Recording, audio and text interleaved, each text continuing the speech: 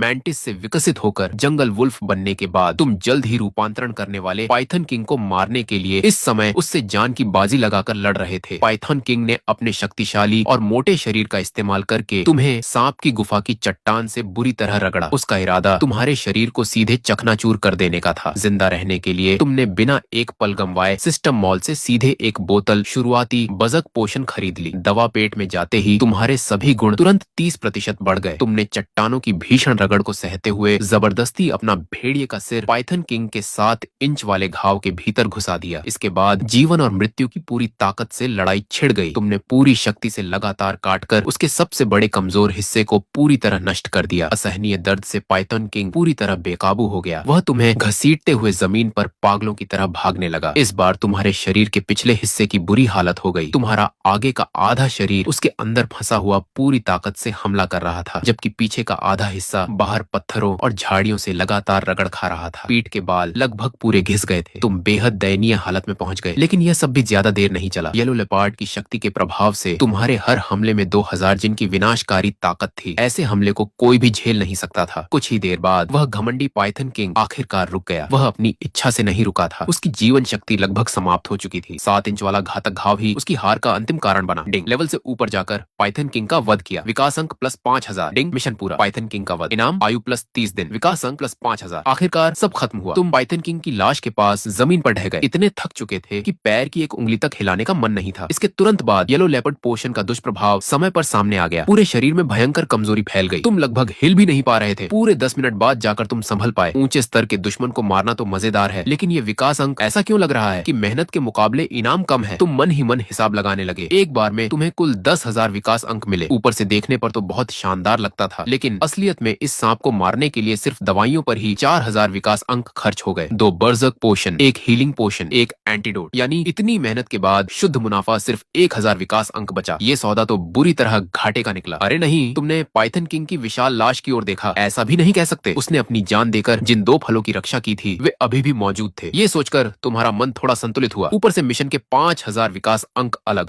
इतना भी बुरा नहीं हुआ। सिस्टम लेवल 3 मॉल खोलो। डिंग होस्ट के विकास अंक 50,000 तक पहुंच गए। मॉल अपग्रेड हो रहा है। डिंग मॉल सफलता पूर्वक अपग्रेड हो गया। कृपया होस्ट स्वयं जांच करें। सिस्टम हमेशा की तरह बेहद छोटा जवाब देकर चुप हो गया। सच कहें तो तुम्हें इस लेवल 3 मॉल से कोई खास उम्मीद नहीं थी। तुम्हें लगा था कि ज्यादा से ज्यादा कुछ नई दवाइयां ही मिलेंगी, लेकिन जैसे ही तुमने मॉल खोला तुम दंग रह गए। सामानों की संख्या पहले से 10 गुना से भी ज्यादा हो चुकी थी। ध्यान से देखने पर पता चला कि अब टैलेंट फ्रैगमेंट्स भी बिक रहे थे। असीम शक्ति, मजबूत त्वचा, मोटी चमड़ी, स्विफ्ट, यहाँ तक कि शार्पनेस और रिजनरेशन भी मौजूद थे। लेकिन अगले ही पल कीमत देखकर तुम्हारे दिल पर ठंडा पानी पड़ गया। साधारण टैलेंट फ्रैगमेंट एक की कीमत 1000 विकास अंक और शार्पनेस तथा रिजनरेशन जैसे दुर्लभ टैलेंट, उनके पीछे लिखे लंबे लंबे अंकों को देखकर तुम्हारी आंखें फटी रह गई। शार्पनेस 5 लाख विकास अंक, रिजनरेशन 10 लाख विकास अंक। इसके अलावा अल्टीमेट हीलिंग पोशन भी दिखाई दी। उसकी कीमत भी बेहद डरावनी थी। एक बोतल 10,000 विकास अंक। ये अपग्रेड तो ना होता वही अच्छा था। तुम गुस्से में बड़बड़ाए। ये बेकार सिस्टम क्या सिर्फ मुझे याद दिलाने के लिए है कि मैं अभी भी गरीब हूँ? जिस चीज ने तुम्हें थोड़ा आकर्षित किया वह सिर्फ स्विफ्ट फ्रैगमेंट था। आखिर लेपर्ड मिलना बहुत मुश्किल था। ये चीज आसानी से नहीं मिलती, लेकिन जैसे ही तुम्हें याद आया कि एक अल्टीमेट टैलेंट पूरा करने के लिए 10,000 विकास अंक चाहिए होंगे, तुम्हारा उत्साह तुरंत खत्म हो गया। इतना खर्च उठाना तुम्हारे बस की बात नहीं थी। सिस्टम अचानक तुम्हारे दिमाग में एक विचार आया। तू ये फ्रैगमेंट इतने महंगे बेचता है, मेरे पास जो है क्या उन्हें वापस खरीदेगा? खरीदे जा सकते हैं। डिंग शुरुआती टैलेंट फ्रैगमेंट की रिकवरी कीमत प्रति फ्रैगमेंट 100 विकास अंक। सिस्टम की इस ज्यादा ही चालाक हरकत पर तुम्हें गुस्सा आ गया। बेचता 1000 में है, वापस खरीदता सिर्फ 100 में। ये तो हद हो गई। तुमने सीधे मॉल बंद कर दिया। जो दिखाई न दे वही अच्छा। कम से कम स्टेटस पैनल पर लिखे अंक देखकर तो खुशी मिलती थी। सिस्टम इस पाइथन किंग को फ्यूजन करने में कितने विकास अंक लगेंगे? तुम्हारे वर्तमान शरीर की शक्ति अब अपनी सीमा तक पहुंच चुकी थी। अब और ताकतवर बनने के लिए या तो फ्यूजन करना होगा या फिर इवोल्यूशन। लेकिन वुल्फ किंग बने बिना किसी दूसरी प्रजाति में विकसित होने का तुम्हारा कोई इरादा नहीं था। इस विशाल अजगर का फ्यूजन ही सबसे सही रास्ता था। पाइथन किंग की लाश का फ्यूजन करने के लिए 10,000 विकास अंक चाहिए। क्या होस्ट फ्यूजन करना चाहता है? फ्यूजन? तुमने बिना झिझक जवाब दिया। इतनी बड़ी लाश को यहीं छोड़ना भी बेकार था। वह इतना शक्तिशाली था। फ्यूजन सफल हुआ तो फायदा भी जरूर बड़ा होगा। फ्यूजन शुरू। सफलता की संभावना 21%। एक ही पल में 10,000 विकास अंक गायब हो गए। पाइथन किंग की लाश अनगिनत प्रकाश कणों में बदलकर तुम्हारे शरीर में समा गई। उसी पल तुम्हारा चेहरा काला पड़ गया। तुम ये कैसे भूल गए? इसमें सफलता की संभावना भी होती है, सिर्फ 21%। ये तो पूरी तरह किस्मत का खेल था। डिंग फ्यूजन असफल। सिस्टम की ठंडी आवाज सुनते ही तुम्हारा चेहरा तवे से भी ज्यादा काला पड़ गया। फ्यूजन में जोखिम होता है, सोच समझकर चुनाव करें। अब जाकर तुम्हें इस बात का असली मतलब समझ आया। 10,000 विकास अंक गए, पाइथन किंग की लाश भी गई, पूरी पूंजी डूब गई। डिंग फ्यूजन सांत्वना पुरस्कार। पाइथन पाइथन किंग का गॉल ब्लैडर। एक स्नेक गॉल ब्लैडर अचानक तुम्हारे सिस्टम बैग में प्रकट हो गया। तुम और भी बेबस होकर मुस्कुरा दिए। ये गैल ब्लैडर तो पहले से मेरा ही था। सिस्टम ने मेरी ही चीज मुझे सांत्वना पुरस्कार बनाकर दे दी। वाकई हंसू या रोऊं समझ नहीं आया। इसका इस्तेमाल कैसे करूं? तुमने फिर भी थोड़ी समझदारी बनाए रखी। कुछ न होने से कुछ होना बेहतर था। खा लो डिंग। सिस्टम का छोटा सा जवाब मिला। तुमने बैग से स्नेक गैल ब्लैडर निकाला और एक ही बार में निगल लिया। हैरानी की बात यह थी कि उसका स्वाद काफी अच्छा था। उसमें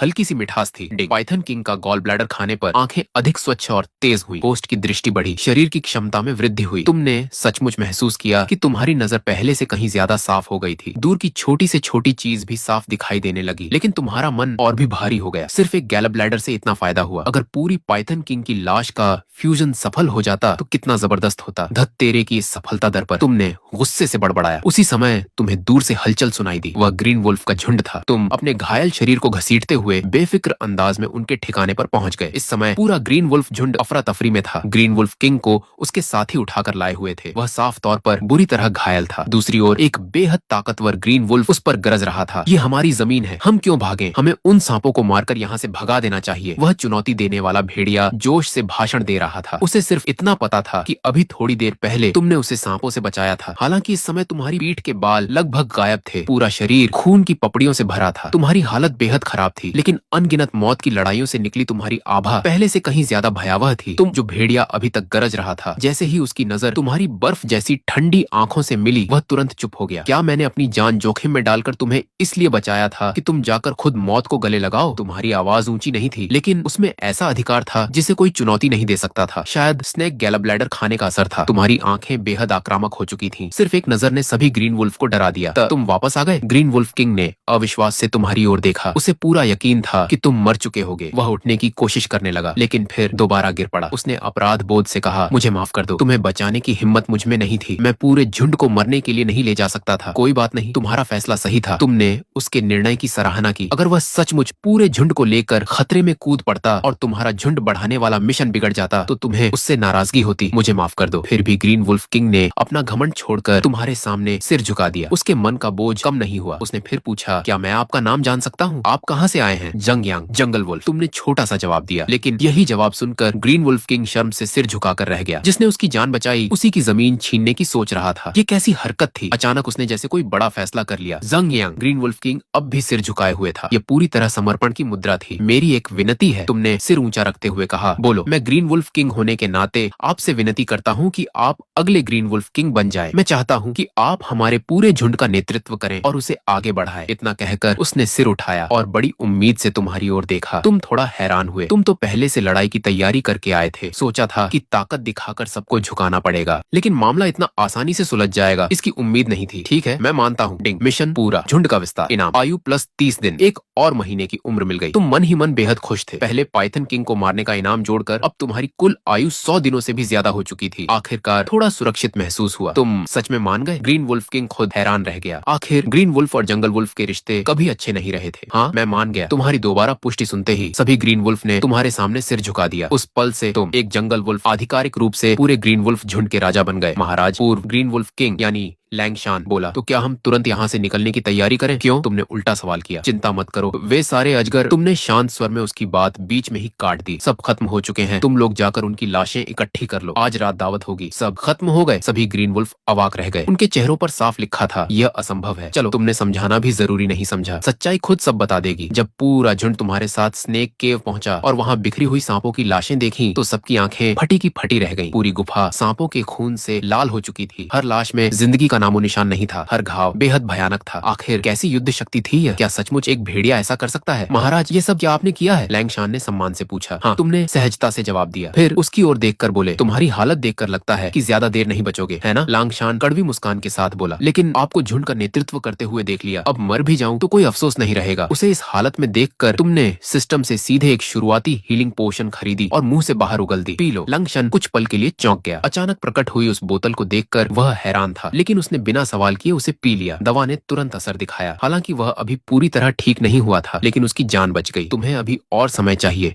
मेरे साथ आओ। तुम उसे लेकर स्नेक केव के सबसे गहरे भूमिगत हिस्से में पहुंचे। जब लैंग शान ने उस पौधे पर लगे 2 फलों को देखा तो उसकी आंखें लालच से चमक उठी। ये स्पिरिट फ्रूट। उसके चेहरे पर लालच देखकर तुम तुरंत सतर्क हो गए। अगर उसने जरा भी गलत इरादा दिखाया तो तुम खुद उसे दबा दोगे। लैंग शान ने तुम्हारी नजर महसूस की और तुरंत समझाते हुए बोला, हम लोग बहुत समय से स्पिरिट फ्रूट ढूंढ रहे थे, लेकिन हाल के दिनों में कहीं नहीं मिला। तुम लोग स्पिरिट फ्रूट ढूंढ रहे थे? तुमने उसके शब्दों का मतलब समझ लिया? हाँ। लैंग शान ने गहरी सांस ली। ईवल वुल्फ हॉल हमसे तय समय पर स्पिरिट फ्रूट चढ़ावे के रूप में मांगता है। अगर समय पर नहीं दिया तो हमारे झुंड के 1/3 सदस्यों को पकड़कर तोप का चारा बना दिया जाता है। अगली बार चढ़ावा देने का समय भी अब ज्यादा दूर नहीं है। हमें उम्मीद नहीं थी कि महाराज इसे ढूंढ लेंगे। सचमुच स्वर्ग ने हमारे ग्रीन वुल्फ झुंड पर कृपा की है। एविल वुल्फ हॉल, चढ़ावा, तोप का चारा, ये लगातार सुनाई देने वाले अनजाने शब्द सुनकर तुम गहरी सोच में पड़ गए। जिस चीज को पाने के लिए तुमने अपनी जान दांव पर लगा दी, मगर जो चीज तुमने अपनी जान जोखिम में डालकर इतनी मेहनत से हासिल की है, वह किसी और को क्यों देनी चाहिए? लांगशान ने तुम्हारे मन की उलझन समझ ली। वह आगे समझाने लगा, महाराज, ईवल वुल्फ हॉल हमारे वुल्फ क्लैन की पवित्र भूमि है। वही पूरे बीस्ट कॉन्टिनेंट के सभी वुल्फ क्लैन का नेतृत्व करता है। उन्हीं की वजह से हमें यहाँ शिकार करने का अधिकार मिला हुआ है। शिकार करने का अधिकार भी किसी और से लेना पड़ता है। क्या तुम्हारे दांत इतने कुंद हैं या तुम्हारे पंजे इतने कमजोर हैं? तुमने मन में उठ रहे बेतुके एहसास को दबाते हुए आदेश दिया, मुझे बीस्ट कॉन्टिनेंट की स्थिति विस्तार से बताओ। लंगशन की बातों से आखिरकार तुम्हें इस दुनिया की मोटी मोटी जानकारी मिल गई। ईवल वुल्फ हॉल नाम का एक सबसे शक्तिशाली वुल्फ क्लैन पूरे समय सभी कमजोर भेड़िया झुंडों का बेरहमी से शोषण करता था। वे उनसे सबसे अच्छे संसाधन चढ़ावे के रूप में लेते थे। अगर कोई मना करे तो उसकी सजा सिर्फ दंड या मौत होती थी। जब तुम्हें स्पिरिट फ्रूट मिलता है तो क्या तुमने कभी उसे खुद खाने के बारे में नहीं सोचा? तुमने ठंडे स्वर में पूछा। लांगशान ने कड़वी मुस्कान के साथ सिर हिलाया। हिम्मत नहीं हुई। जब तक बहुत ज्यादा स्पिरिट फ्रूट न मिले तब तक चढ़ावे का हिस्सा भी पूरा नहीं हो पाता। अगर हम तय मात्रा नहीं दे पाए तो पूरे झुंड को पकड़कर तोप का चारा बना दिया जाता है और दूसरी जातियों के खिलाफ युद्ध में भेज दिया जाता है। ये कहते समय उसके चेहरे पर गहरी उदासी छा गई। उसी समय सिस्टम की आवाज तुम्हारे दिमाग में गूंज उठी। डिंग। मिशन सक्रिय हुआ। आज्ञा पालन या विद्रोह। मिशन की शर्त, होस्ट स्वयं निर्णय ले, आज्ञा मानेगा या विद्रोह करेगा। ईवल वुल्फ हॉल का भविष्य, सिस्टम ने यह चुनाव तुम्हारे हाथ में छोड़ दिया। तुमने अपनी आंखों के सामने उन 2 लगभग पक चुके स्पिरिट फ्रूट की ओर देखा, अपने शरीर में उमड़ती हुई शक्ति को महसूस किया। तुम्हारे होंठों पर एक जंगली मुस्कान फैल गई, लेकिन तुमने एक पल की भी देर नहीं की। मैं चुनता हूँ विद्रोह। तुम कौन हो? एक ऐसा अस्तित्व जिसका भाग्य देवताओं और राक्षसों तक को अपने पैरों तले रौंदना है। क्या तुम किसी छोटे से ईवल वुल्फ हॉल के आगे सिर झुकाओगे? ये तो सबसे बड़ा मजाक होगा। जैसा कि तुम हमेशा कहते हो, मेरी किस्मत का फैसला मैं खुद करता हूँ। डिंग। विद्रोह मिशन सक्रिय हुआ। मिशन की शर्त, ईवल वुल्फ हॉल की हर मांग को ठुकराओ। मिशन इनाम, अज्ञात। तुम डिवाइन सिस्टम के सहारे अपने साथियों को लेकर पूरे वुल्फ क्लैन पर राज करने वाले ईवल वुल्फ हॉल के खिलाफ युद्ध छेड़ने की तैयारी करने लगे। इसके बाद तुमने मुड़कर सीधे लैंगशान से कहा, आज से हम ईवल वुल्फ हॉल की बात नहीं मानेंगे। तुम्हारी इस एक बात ने लैंगशान की मानो जान ही निकाल दी। महाराज, ऐसा नहीं कर सकते। उसकी आवाज तक कांप रही थी। अगर हम आज्ञा मानेंगे तो शायद जिंदा रह जाएंगे, लेकिन अगर विद्रोह किया तो हमारा पूरा कबीला खत्म हो जाएगा। ईवल वुल्फ हॉल उन सांपों से 10,000 गुना ज्यादा डरावना है। तुमने ठंडी सांस भरी। जो लोग हमेशा झुकने के आदी हो जाते हैं, उन्हें खड़े होने के लिए भी हिम्मत जुटानी पड़ती है। अच्छे लोगों को हमेशा दबाया जाता है। जितना डरोगे उतना ही कुचले जाओगे। तुम्हारी आंखें ठंडी हो गई। तुमने बिना किसी गुंजाइश के कहा, अब मैं वुल्फ किंग हूँ, यहाँ सब कुछ मेरी बात से होगा। तुमने उससे बेकार की बहस करना जरूरी नहीं समझा। लांगशान के चेहरे पर गहरा दुख साफ दिखाई दे रहा था। उसे लग रहा था कि ग्रीन वुल्फ क्लैन अब पूरी तरह तुम्हारे हाथों बर्बाद हो जाएगा, लेकिन उसने दोबारा विरोध करने की हिम्मत नहीं की। वह बस मन ही मन सोचने लगा कि जिस दिन तुम ईवल वुल्फ हॉल की असली ताकत देखोगे, उसी दिन खुद पीछे हट जाओगे। जी महाराज, जैसी आपकी आज्ञा। ठीक है, अब जाओ और अपने घाव ठीक करो। तुमने पंजा हिलाकर उसे जाने का इशारा किया। तुम जानते थे कि इस बूढ़े भेड़िए के अंदर फिर से भेड़िए वाला साहस जगाने के लिए सिर्फ बातें काफी नहीं थी। उसे अपनी आंखों से उम्मीद देखनी होगी, और वह उम्मीद आज से ही शुरू होने वाली थी। तुमने सांपों की दावत उड़ाते हुए पूरे झुंड पर ध्यान नहीं दिया। तुम उन 2 स्पिरिट फ्रूट के सामने बैठकर उनकी रखवाली करने लगे। सिर्फ 15 दिन की ही तो बात थी। तुम इंतजार कर सकते थे। पहले तुम्हारा इरादा था कि दिन में भेड़ियों को पहरा देकर खुद बाहर जाकर एवोल्यूशन पॉइंट्स जुटाओ, लेकिन लांगशान की झिझक देखकर तुमने अपना विचार बदल दिया। अगर तुम्हारे जाते ही ईवल वुल्फ हॉल का दूत आ गया तो लांगशान बिना एक पल सोचे स्पिरिट फ्रूट उसे सौंप देगा। इसीलिए तुमने खुद पहरा देने का फैसला किया। पलक झपकते ही 15 दिन बीत गए। इस दौरान लांगशान के सारे घाव पूरी तरह भर चुके थे। वह वुल्फ चिंग और तुम्हारे जंगल वुल्फ साथियों को भी स्नेक केव में ले आया। एक के सफल होने से सबका भाग्य बदल गया। अब जंगल वुल्फ भी खास मेहमानों जैसा जीवन जी रहे थे। तुमने लैंगशैन को अपने पास ही रखा क्योंकि उसमें नेतृत्व करने की थोड़ी क्षमता थी। उसे सहायक बनाना अच्छा फैसला था। और वुल्फ चिंग वही तुम्हारे मन में अगला वुल्फ किंग था। उसकी नस्ल चाहे कितनी भी साधारण क्यों ना हो, तुम्हें कोई फर्क नहीं पड़ता था। तुम्हारे हाथों तैयार किया गया भेड़िया चाहे साधारण वुल्फ ही क्यों ना हो, तुम उसे भी राजा बना सकते थे। तुम इतने ही बेपरवाह थे। भैया, ये फल खाने से क्या होता है? वुल्फ चिंग तुम्हारे पास बैठा उन दो लगभग पक चुके स्पिरिट फ्रूट को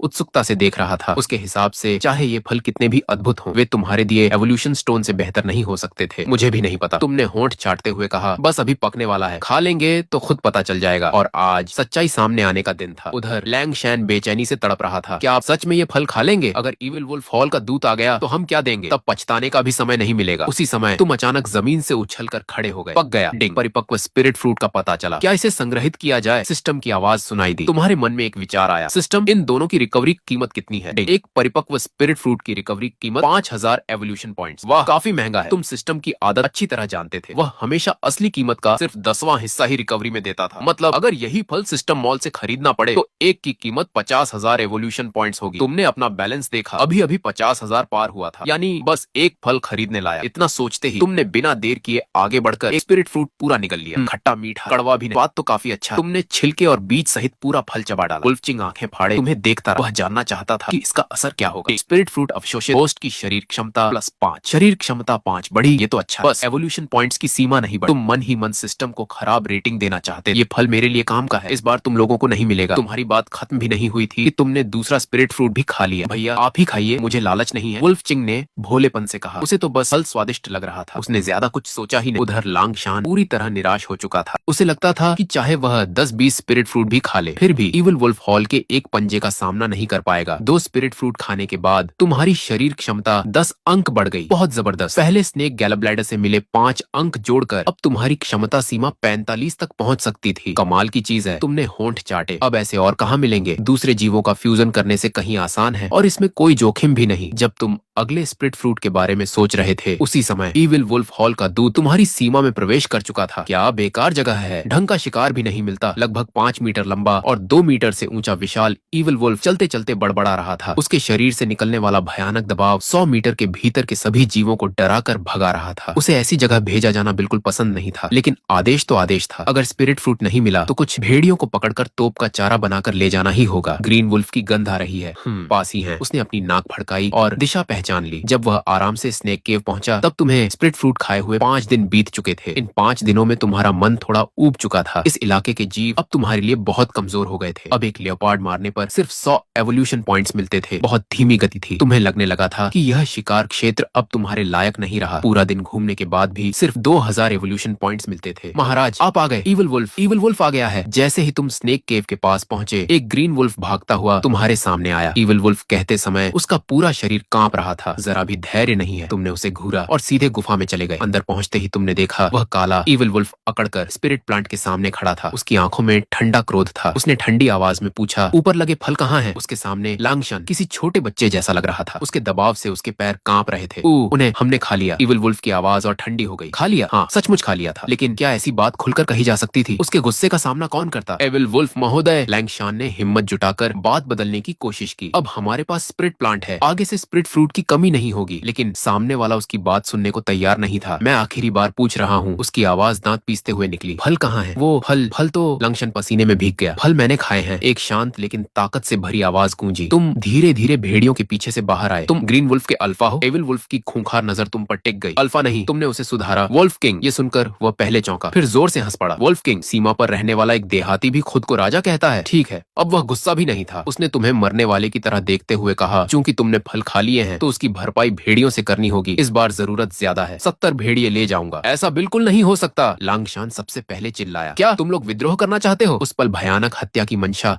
पूरे वातावरण में फैल गई। तुम सीधे उसके सामने जाकर उसकी आंखों में देखने लगे। फिर एक एक शब्द बोलते हुए कहा, हाँ, हम विद्रोह करते हैं। जो करना है कर लो। विद्रोह मिशन पूरा। इनाम आयु +10 दिन, एवोल्यूशन पॉइंट्स +10,000। वाह, तुम भी एक पल के लिए चौंक गए। आज सिस्टम ने पहली बार इतनी बड़ी इनाम राशि दी थी। क्या तुम्हें लगता है कि 2 साधारण स्पिरिट फ्रूट खाकर तुम मेरे खिलाफ खड़े हो सकते हो? इविल वुल्फ की आवाज बर्फ जैसी ठंडी थी। कुएं का मेंढक, आज तुम्हें असली ताकत दिखाऊंगा। डिंग, नया मिशन सक्रिय। इविल वुल्फ का वध करो। मिशन, आक्रमण करने वाले इविल वुल्फ को मार डालो। इनाम, अज्ञात। बहुत अच्छा, तुम मन ही मन मुस्कुराए। इस मिशन के बिना भी आज तुम उसे छोड़ने वाले नहीं थे। इविल वुल्फ ने दांत दिखाते हुए पूरी ताकत से तुम पर छलांग लगा दी, लेकिन उसी क्षण वुल्फचिंग और लांगशान दोनों तुम्हारे सामने आकर खड़े हो गए। दोनों ने शरीर झुकाकर चेतावनी भरी दहाड़ लगाई। वुल्फचिंग तो जन्म से ही निडर था और लांगशान अपने अधीनस्थ का कर्तव्य निभा रहा था। गद्दारों का झुंड, सब मरोगे। इविल वुल्फ की छलांग बेहद खतरनाक थी। उसकी ताकत उस छोटे टाइगर से कई गुना ज्यादा थी जिसे तुम पहले मार चुके थे। ध्यान से देखो, कभी भी छलांग लगाकर हमला मत करना, ये सबसे बेवकूफी भरा तरीका है। तुम पीछे खड़े भेड़ियों को लड़ाई का पाठ पढ़ाते हुए खुद आगे बढ़े। जैसे ही इविल वुल्फ हवा में उछला, तुम्हारा शरीर एक झटके में उसकी नीचे की तरफ पहुंच गया। तुमने अपना सिर पूरी ताकत से उसके नरम पेट में दे मारा। आह, इविल वुल्फ ने ऐसी चाल की कल्पना भी नहीं की थी। अगले ही पल वह फटे बोरे की तरह दूर जा गिरा। जमीन पर कई बार लुढ़कता हुआ बेहद शर्मनाक हालत में पहुंचा। उसके मन में तूफान मच गया। ये आखिर है क्या? इसमें इतनी ताकत कहां से आई? तू आखिर किस चीज का बना है? वह उठकर कुछ कदम पीछे हट गया। अब उसमें दोबारा हमला करने की हिम्मत नहीं थी। उसकी यह बात तुम्हें पूरी तरह भड़का गई। लड़ना है तो लड़, उल जुलूल बातें क्यों कर रहा है? तुम गरजते हुए सीधे उसकी ओर दौड़े। तू ही बेहुदा है, तेरा पूरा खानदान बेहुदा है। तुम्हारी रफ्तार पहले ही उससे कम नहीं थी। ऊपर से स्विफ्ट टैलेंट के कारण अब तुम धूसर बिजली की तरह दौड़ रहे थे। इविल वुल्फ ने सहज रूप से पंजा मारा, लेकिन जैसे ही दोनों भिड़े वह पूरी तरह घबरा गया। ये लड़ाई कैसे जीते? रफ्तार उससे ज्यादा, ताकत उससे ज्यादा, यहाँ तक कि तुम्हारी खाल भी उससे कहीं मजबूत थी। तुम्हारे हर पंजे से उसके शरीर पर गहरे घाव बन रहे थे और उसके पंजे बस तुम्हारे कुछ बाल ही उखाड़ पा रहे थे। तुम्हारी मजबूत खाल तक नहीं फाड़ पा रहे थे। कुछ ही वारों में इविल वुल्फ टूट गया। अगर यही चलता रहा तो वह थक थक कर मर जाएगा। उसकी आंखों में पागलपन चमका। उसने सब कुछ दांव पर लगाने का फैसला किया। करीबी लड़ाई, उसे अपने जबड़ों की ताकत पर सबसे ज्यादा भरोसा था। वह एक ही काट में फैसला करना चाहता था। तुम्हारे हमलों की परवाह किए बिना उसने अपना विशाल मुंह खोलकर तुम्हारी गर्दन पर झपट्टा मारा। दूर हट, तेरी सांस से बदबू आ रही है। तुमने उसकी चाल पहले ही भांप ली थी। जैसे ही वह करीब आया, तुमने उसके चेहरे पर जोरदार थप्पड़ जड़ दिया। पंजे की ताकत ने उसके चेहरे को चीर दिया। उसकी एक आंख वहीं नष्ट हो गई। उसकी दर्द भरी चीख पूरी स्नेक केव में गूंज उठी। भारी ताकत से उसका हमला पूरी तरह चूक गया। उसका भयानक काटना हवा में ही रह गया। एक आंख खो चुका इविल वुल्फ जमीन पर तड़पने लगा। अब उसकी हालत पहले से भी बदतर थी। तुमने जमीन पर पड़े अपने उखड़े हुए बाल देखे। तुम्हारा चेहरा तुरंत काला पड़ गया। ये बाल तो कुछ ही दिन पहले उगे थे और इसने फिर से उखाड़ दिए। लड़ाई कर रहा है या मेरे बाल नोचने आया है? आऊं। इविल वुल्फ दर्द सहते हुए फिर से उठ खड़ा हुआ। उसकी बची हुई आंख खून से लाल हो चुकी थी। वह एक बार फिर तुम पर झपट्टा। अब मौका खत्म। तुम और समय बर्बाद नहीं करना चाहते थे और एक भी बाल नहीं खोना चाहते थे। जैसे ही वह पास आया, तुम एक झटके में उसकी सीध से हट गए। साथ ही तुमने अपना मुंह खोल दिया। अंधेरी गुफा में तुम्हारे नुकीले दांत ठंडी चमक के साथ चमके। वुल्फ फैंग फ्लैश खत्म। वह गया। वुल्फचिंग ने धीरे से बुदबुदाया। उसे अच्छी तरह पता था, उसका बड़ा भाई जब काटता है तो सामने वाले का बचना नामुमकिन होता है। अगले ही पल तुमने इविल वुल्फ की गर्दन अपने जबड़ों में जकड़ ली। तुम्हारी जबड़े की ताकत और नुकीले दांतों के सामने जिस खाल पर उसे सबसे ज्यादा गर्व था, वह कागज की तरह फट गई। तुमने उसे जरा भी मौका नहीं दिया। एक जोरदार झटके से उसका विशाल शरीर हवा में उछाल दिया और उसकी गर्दन का बड़ा मांस का टुकड़ा चमड़ी और नसों सहित तुम्हारे मुंह में आ गया। तुमने घृणा से वह खून से लथपथ मांस बाहर थूक दिया। पूरा मुंह खून से भर गया था। तुम्हारी आभा और भी भयावह हो गई। लांगशान पूरी तरह स्तब्ध रह गया। उसने सपने में भी नहीं सोचा था कि इतना शक्तिशाली इविल वुल्फ दूत तुम्हारे सामने एक मिनट भी नहीं टिक पाएगा। इविल वुल्फ जमीन पर पड़ा था। उसके गले से इविल वुल्फ जमीन पर पड़ा था। उसके गले से घरघराहट की आवाज निकल रही थी। वह अपनी बात पूरी भी नहीं कर पाया था कि उसका सिर एक और लुढ़क गया। उसकी जीवन शक्ति पूरी तरह समाप्त हो गई। डिंग, इविल वुल्फ का वध, विकास अंक +1000। डिंग, मिशन पूरा। इविल वुल्फ का वध, मिशन इनाम, आयु +10 दिन, विकास अंक +3000। महाराज, ये अब क्या होगा? लांगशान आखिरकार होश में आया। उसकी आवाज इतनी कांप रही थी कि ठीक से निकल भी नहीं रही थी। वह तो दूत था। अगर इविल वुल्फ हॉल को पता चल गया कि उसका दूत मारा गया है तो बहुत बड़ी मुसीबत आ जाएगी। क्या होगा? इसका क्या मतलब? तुमने सिर पर लगा खून झटकते हुए बेपरवाही से कहा, खाना हो तो खा लो, नहीं खाना हो तो दफना दो। तुम कुछ पल रुके। तुम्हारी नजर वहाँ मौजूद हर डरे सहमे ग्रीन वुल्फ पर घूमी। तुम्हारी आवाज ऊंची नहीं थी, लेकिन पूरे स्नेक केव में साफ गूंज उठी। जहाँ तक आगे की बात है, जो भी आने की हिम्मत करेगा, एक आएगा तो एक को हराऊंगा, झुंड आएगा तो पूरे झुंड को हराऊंगा। मेरी सुरक्षा का फायदा उठाना चाहते हो तो ऐसा कभी नहीं होगा। तुम्हारे पास लांगशान की उलझनों पर ध्यान देने का समय नहीं था। ग्रीन वुल्फ उस इविल वुल्फ की लाश को बांटकर खा रहे थे और इस लंबे समय बाद मिली जीत का जश्न मना रहे थे। उधर तुम अपने ठिकाने पर लौट आए और बिना समय गंवाए अपनी ताकत बढ़ाने में जुट गए। तुम अच्छी तरह जानते थे कि एक इविल वुल्फ को हराना सिर्फ शुरुआत थी। असली मुसीबत इविल वुल्फ हॉल था। वह तुम्हारे सिर पर लटकती तलवार की तरह था जो किसी भी समय गिर सकती थी। उससे पहले तुम्हें और भी ताकतवर बनना होगा। और स्पिरिट फ्रूट कहाँ मिल सकते हैं? तुम मन ही मन सोचने लगे। उच्च स्तर के जीवों का फ्यूजन करना पूरी तरह किस्मत पर निर्भर था, लेकिन स्पिरिट फ्रूट फ्रूट अलग थे, वे सचमुच बेहद कीमती संसाधन थे। तुमने तय किया कि पहले अपने सभी गुणों की क्षमता को अधिकतम सीमा तक पहुंचाओगे, उसके बाद विकास अंकों से उन्हें और बढ़ाओगे। यही सबसे तेज और सबसे प्रभावी तरीका था ताकतवर बनने का। मैंटिस से विकसित होकर जंगली भेड़िया बनने के बाद तुमने एक ऊंचे दर्जे के ईविल वुल्फ को मार दिया, जिससे तुम भेड़ियों की सबसे ताकतवर शक्ति ईविल वुल्फ हॉल के दुश्मन बन गए। तुम्हारे सभी साथी डर गए, उन्हें भय था कि दूसरे ईविल वुल्फ बदला लेने आएंगे और पूरे कबीले का सफाया कर देंगे, लेकिन तुम्हें इसकी जरा भी परवाह नहीं थी। डिवाइन सिस्टम का साथ होने की वजह से तुम्हें बस ईविल वुल्फ हॉल के कदम उठाने से पहले खुद को और भी ताकतवर बनाना था, फिर सीधे ईविल वुल्फ हॉल पर कब्जा करके खुद नया वुल्फ किंग बन जाना था। फिलहाल सबसे तेज तरीका था स्पिरिचुअल फ्रूट खाकर अपने शरीर के सभी गुणों को अधिकतम तक बढ़ाना। लेकिन ये चीज कहाँ मिलेगी, यही सवाल तुम्हें रोक रहा था। इसीलिए तुमने वुल्फ शान को बुलाया। एक बाहरी होने के नाते स्थानीय भेड़ियों से पूछना ही सही था। वुल्फ शान, तुम लोगों को पहले स्पिरिचुअल फ्रूट कहाँ मिला था? महाराज, हमें जो स्पिरिचुअल फ्रूट मिले थे वे एक बार मिलने वाले थे। फल पकने के बाद स्पिरिचुअल मशरूम मर जाती थी, इसीलिए उसका पता दोबारा नहीं लगाया जा सकता था। वुल्फ शान ने जवाब दिया, लेकिन जिस स्पिरिचुअल मशरूम की हम रखवाली कर रहे हैं उस पर बार बार फल लगते हैं। एक बार में कई फल आते हैं। मैंने ध्यान दिया है। कितने समय में फल लगते हैं? कम से कम 1 साल, ज्यादा से ज्यादा 2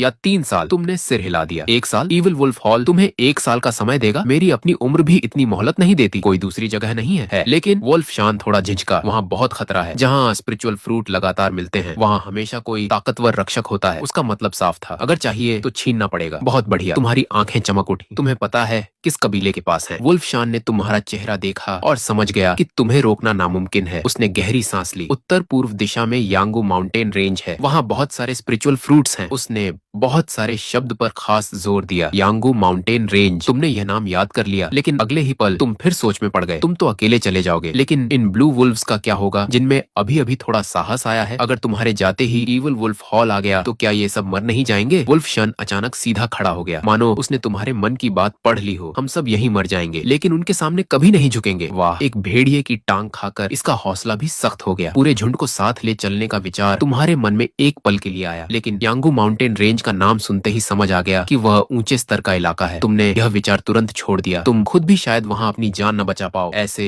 कमजोर साथियों को साथ ले जाना उन्हें मौत के मुंह में धकेलने जैसा होगा। तुम लोग यहीं रहो। तुमने फैसला सुनाया। अगर ईविल वुल्फ हॉल के लोग आए तो कह देना कि उस भेड़िए को कभी देखा ही नहीं। वुल्फ शान ने मुंह खोला। वह कहना चाहता था कि ईविल वुल्फ हॉल को बेवकूफ बनाना इतना आसान नहीं, लेकिन तुम्हारी दृढ़ नजर देखकर उसने बात वापस निकल ली। वह तुम्हें चिंता में डालकर विदा नहीं करना चाहता था। जी, झुंड तुम्हारे भरोसे है। मैं आज ही निकलता हूँ। अगर उस स्पिरिचुअल मशरूम पर फिर फल लगे तो तुम लोग ही खा लेना। वह विकास के लिए अच्छा है। तुम वैसे भी काम के आदमी थे। जो कहा वही किया। तुरंत निकल पड़े। डिंग। मिशन सक्रिय। यांगू माउंटेन रेंज पहुंचो। मिशन की शर्त, 30 दिनों के भीतर यांगू माउंटेन रेंज पहुंचना। इनाम अज्ञात। 30 दिन? इतनी दूर? अपनी रफ्तार का हिसाब लगाकर तुम चौंक गए। 30 दिन दौड़ो तो पूरा महाद्वीप पार हो जाए। अचानक तुम्हें कुछ याद आया। तुम्हारे होंठों पर हल्की मुस्कान आ गई। वुल्फ शैन, यांगू माउंटेन रेंज कितनी दूर है? तुम्हारी रफ्तार से 10 दिन में पहुंच जाओगे। तुम मुस्कुराए। बहुत बढ़िया। सिस्टम ने तुम्हारे लिए पूरे 20 दिन अतिरिक्त छोड़े थे। लगता है वह भी चाहता था कि जाने से पहले तुम बाकी काम निपटा दो। उस ईविल वुल्फ की लाश तुम लोगों ने खा ली? महाराज जरा रुकिए, मैं अभी जाकर देखता हूँ। वुल्फ शैन को लगा तुम रास्ते के लिए खाना ले जाना चाहते हो। वह मुड़कर भेड़ियों के पास बचा हुआ मांस लेने ही वाला था। जरूरत नहीं, तुमने उसे रोक दिया। बस उसकी खाल ले आओ। ईविल वुल्फ की खाल? वुल्फ शान हैरान रह गया। तुम्हारे पंजों से वह जगह जगह फटी हुई थी, पूरी तरह चिथड़ों में बदल चुकी थी। उसे समझ नहीं आया कि उसका क्या काम होगा, लेकिन उसने पूछने की हिम्मत नहीं की। कुछ ही देर में वह आधी फटी हुई खाल घसीट कर ले आया। महाराज बस इतनी ही बची है, काफी है। तुमने बेपरवाही से उसे सिस्टम बैकपैक में रख लिया। फिर आखिरी सवाल पूछा, यहाँ से सबसे नजदीक दूसरा भेड़ियों का झुंड किस दिशा में है? दक्षिण पूर्व, 5 दिन की दूरी पर। अच्छा, वुल्फ चिंग को बुलाओ। कुछ ही देर में वुल्फ चिंग आ गया। लगता था वुल्फ शान उसे सब बता चुका था। उसका चेहरा बिल्कुल शांत था। बड़े भाई, आप फिर जा रहे हैं? हाँ, आज ही। तुमने उसकी ओर देखा, धीरे से बोले, मेरे जाने के बाद यहाँ सब तुम्हारे भरोसे रहेगा। तुम जानते थे अभी वुल्फ चिंग इतना ताकतवर नहीं हुआ कि पूरे ब्लू वुल्फ कबीले को संभाल सके, लेकिन तुम्हें विश्वास था उसके पास 3 टैलेंट हैं। एक दिन वह जरूर शिखर पर पहुंचेगा। बड़े भाई निश्चिंत रहिए। वुल्फ चिंग की आंखों में पूरा आत्मविश्वास था। अच्छा, मैं चलता हूँ। इतना कहकर तुम मुड़े और बिना जरा भी रुके चले गए। तुम्हारी जाती हुई पीठ को देखकर वुल्फ शान के मन में चिंता भी थी और उदासी भी। उसने बगल में खड़े बिल्कुल शांत वुल्फ चिंग को हल्का सा धक्का दिया। तुम्हें अपने बड़े भाई की जरा भी चिंता नहीं है? वुल्फ चिंग ने उसकी ओर देखा। वह नजर मानो किसी मूर्ख को देख रही हो। चिंता तो यांगू माउंटेन रेंज वालों को करनी चाहिए। इतना कहकर उसने आलस से अंगड़ाई ली। ऐसे बोला जैसे किसी दोस्त से मिलने जा रहा हो। चलो हम भी तैयारी कर लेते हैं, कहीं बाद में यांगू माउंटेन रेंज में जाकर बसना पड़े तो हड़बड़ाहट न हो। वुल्फ शैन पूरी तरह स्तब्ध रह गया। उसे लगा उसका दिमाग इन दोनों भाइयों की सोच तक पहुंच ही नहीं सकता। वह यांगू माउंटेन रेंज था। आखिर कैसी आत्मविश्वास था जो तुम दोनों उसे अपना पिछवाड़े का बगीचा समझ रहे थे। उधर तुम दक्षिण पूर्व दिशा में पूरी रफ्तार से दौड़ रहे थे। सिस्टम ने समय सीमा दी थी, तुम एक पल भी बर्बाद नहीं करना चाहते थे। रास्ते में तुम सिर्फ उन्हीं जीवों के सामने रुकते थे जिनसे टैलेंट फ्रैगमेंट मिलने की संभावना होती थी, बाकी पूरा समय दौड़ते रहे। 3 दिन बाद तुम वुल्फशान द्वारा बताए गए उस भेड़ियों के इलाके में पहुंच गए। डेंग, मिशन सक्रिय, इविल वुल्फ को भगाओ। मिशन की शर्त, भेड़ियों के झुंड की मदद करके इविल वुल्फ को खदेड़ो। इनाम, अज्ञात। मिशन आ गया, मतलब तुम सही जगह पहुंचे थे। वैसे भी तुम्हारा इरादा मुसीबत को दूसरी दिशा में मोड़ने का था, लेकिन इविल वुल्फ की लाश को बाघ या भालू के सामने फेंक देना बहुत बड़ा नुकसान होता। चलती फिरती एवोल्यूशन वैल्यू आखिर तुम्हें ही चाहिए थी। सबसे अच्छा तरीका यही था कि इविल वुल्फ हॉल का पूरा ध्यान सिर्फ तुम्हारी ओर रहे। तुमने अब अपनी मौजूदगी छिपानी बंद कर दी। गंध का पीछा करते हुए सीधे भेड़ियों के झुंड की ओर दौड़ पड़े। कुछ ही देर में खून की तेज गंध तुम्हारी नाक में समा गई। यह भेड़ियों के खून की गंध थी। जैसे जैसे दूरी कम हुई, वैसे वैसे दर्द भरी हुआ की आवाज भी सुनाई देने लगी। तुमने अपनी रफ्तार और बढ़ा दी। तुम्हारा दिल बैठ गया। अगले ही पल तुम्हारी आंखों के सामने एक भयानक दृश्य था। एक विशाल इविल वुल्फ दूसरे ब्लू वुल्फ झुंड पर बेरहमी से हमला कर रहा था। जमीन पर करीब 20 भेड़ियों की लाशें पड़ी थीं। उस पल तुम्हें ऐसा लगा जैसे तुम्हारे जाने के बाद इविल वुल्फ हॉल तुम्हारे अपने कबीले पर टूट पड़ा हो। घिनौनी चीज, तुम्हारा गुस्सा फट पड़ा। तुम काली बिजली की तरह जंगल से निकलकर सीधे उसकी ओर झपटे। तुम्हारे शरीर से निकलती आभा बर्फीले भाले जैसी थी। उसने उसी पल उस इविल वुल्फ को पूरी तरह ढक लिया। उसके पूरे शरीर के रोए खड़े हो गए। वह झटके से मुड़ा। कौन? जब उसने तुम्हें देखा तो राहत की सांस लेने ही वाला था, लेकिन तब तक तुम उसके सामने पहुंच चुके थे। तुझे अभी पता चल जाएगा। तुमने बेकार की बात नहीं की, सीधे हमला कर दिया। स्विश, पंजा हवा चीरता हुआ निकला। उस इविल वुल्फ को संभलने का मौका भी नहीं मिला। उसके चेहरे पर कई गहरे घाव बन गए। भयानक ताकत से वह हवा में उछल गया, जमीन पर कई बार लुढ़का और जाकर एक बड़े पेड़ से टकराया। वह हैरान और भयभीत था। उसका दिमाग सुन्न पड़ चुका था। ये आखिर कैसा राक्षस है? शरीर इतना बड़ा भी नहीं, फिर ताकत इतनी भयानक कैसे? तू क्या करना चाहता है? क्या तू इविल वुल्फ हॉल का दुश्मन बनना चाहता है? उसने कांपती आवाज में धमकी दी। बिल्कुल सही कहा तुमने। वह आधी फटी हुई भेड़िए की खाल उसके सामने फेंक दी। ठंडी आवाज में बोले, वापस इविल वुल्फ हॉल जा। इसे अपने सरदार को देना। कह देना उस भेड़िए को मैंने जंग यंग ने मारा है। अगर बदला लेना है तो यांगू माउंटेन रेंज आ जाए। उस इविल वुल्फ ने खाल पर बने पंजों के निशान देखे, फिर अपने चेहरे के ताजा घावों को छुआ। उसकी आवाज कांपने लगी। तुम अगर जिंदा रहना चाहता है तो तुरंत निकल जा और मेरा संदेश पहुंचा देना। तुम धीरे धीरे उसकी ओर बढ़े। तुम्हारी आभा चारों ओर फैल गई। हाँ, तू चाहो तो मत जाना। मुझे दूसरा संदेश वाहक ढूंढने में भी कोई दिक्कत नहीं। ये शब्द उसके सम्मान को पैरों तले रौंदने जैसे थे। इविल वुल्फ गरज उठा। उसने लड़ने का फैसला किया, लेकिन नतीजा साफ था। उसके शरीर पर कुछ और गहरे घाव बढ़ गए और जब तुमने उसकी एक पिछली टांग भी तोड़ दी तो आखिरकार उसने संदेशवाहक बनने का सम्मान स्वीकार कर लिया। पूंछ दबाकर लंगड़ाता हुआ भाग गया। बेवकूफ, तुमने उसकी जाती हुई